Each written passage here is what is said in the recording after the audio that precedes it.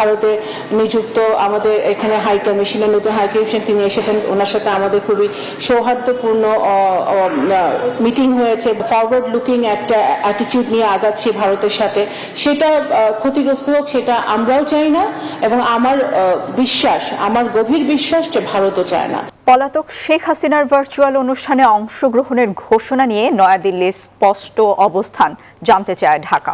দুপুরে পররাষ্ট্র মন্ত্রণালয়ে এক ব্রিফিংয়ে পররাষ্ট্র প্রতিমন্ত্রী শামা ওবায়েদ জানান, ভারতের মাটিতে শেখ হাসিনার যে কোনো রাজনৈতিক কর্মকাণ্ড দুই দেশের দ্বিপক্ষীয় সম্পর্কে নেতিবাচক প্রভাব ফেলুক তা চায় না ঢাকা। একই সাথে আন্তর্জাতিক নানা জোট ও সম্পর্কের বিষয়েও সরকারের অবস্থান স্পষ্ট করেন তিনি। জুলাই গণঅভ্যুত্থানে পতনের পর প্রথমবারের মতো ভার্চুয়াল সংবাদ সম্মেলনে যোগ দেওয়ার ঘোষণা দিয়েছেন ভারতে পলাতক সাবেক প্রধানমন্ত্রী শেখ হাসিনা।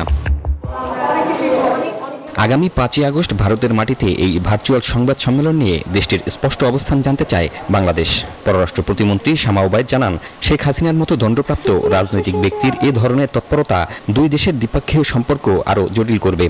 ভারতে নিযুক্ত আমাদের এখানে হাই কমিশনের নতুন হাই কমিশন তিনি এসেছেন, ওনার সাথে আমাদের খুবই সৌহার্দ্যপূর্ণ মিটিং হয়েছে। ফরওয়ার্ড লুকিং একটা অ্যাটিটিউড নিয়ে আগাচ্ছি ভারতের সাথে, সেটা ক্ষতিগ্রস্ত হোক সেটা আমরাও চাই না, এবং আমার গভীর বিশ্বাস যে ভারতও চায় না।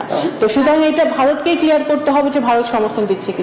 তার বক্তব্যে উঠে আসে মুসলিম বিশ্বের সাথে বাংলাদেশের বিদ্যমান সম্পর্কের বিষয়টিও। সৌদি নেতৃত্বাধীন জোটের ভবিষ্যৎ নিয়ে এখনো ধোঁয়াশার কথা জানান তিনি। বাংলাদেশের সরকারের মনে হয়েছে বাংলাদেশের মানুষের স্বার্থে যে এই জোটে নীতিগতভাবে আমরা সমর্থন জানিয়েছি। এটার পরিধি কি হবে, কি পরিমাণে আমরা সংযুক্ত থাকবো সেটার কোনো বিশ্লেষণ হয়নি। আমরা নীতিগতভাবে এই জোটের সাথে শরিক হয়েছি।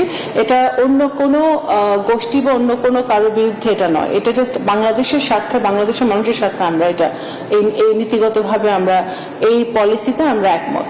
জাতীয় স্বার্থকে সর্বোচ্চ অগ্রাধিকার দিয়েই বর্তমান সরকার আন্তর্জাতিক সব কূটনৈতিক পদক্ষেপ গ্রহণ করবে বলেও জানান পররাষ্ট্র প্রতিমন্ত্রী।